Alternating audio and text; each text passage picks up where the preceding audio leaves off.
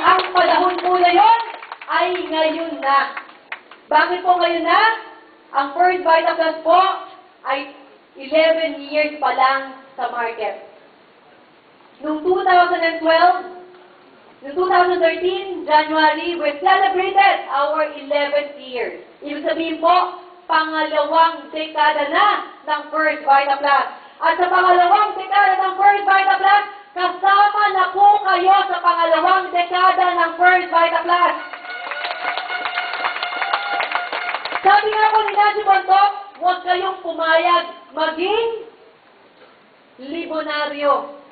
Kinakailangan po, dito sa First Vitaplus, we are creating millionaires. So, kinakailangan po maging isa kayong milyonaryo o multimilyonaryo ng First Vitaplus sa pangalawang dekada. At ang good news is, may desisyon na po kayo ngayon. Now, you have the power to decide on your future now.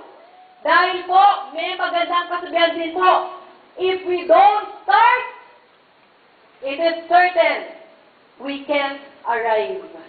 Kung hindi po kayo magsisimula ngayon, then, ang inyong tagumpay malamang hindi po nyo makakamit. So, better start now, dahil po sa First Vitaplus, ang palagi po natin iisipin, Cebu. Pag sinabi ko pong Cebu, ang isisigaw po nyo sa akin ay walang imposible. Pag sinabi kong walang imposible, ang isasagot ninyo ay Cebu. Okay, Cebu! Walang imposible! Walang imposible! Ulit po, Cebu! Walang imposible! Walang imposible! Thank you very much po. Good morning!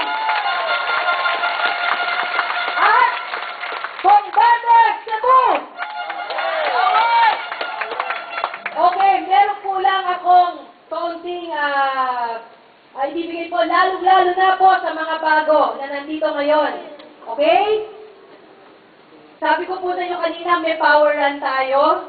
Okay, meron po ako dalang t-shirt dito ng power run at saka power of 4 para po maalala ninyo na ngayong May 19, 2013, ang inyo pong natutunan ay walang imposible. Okay, sige po.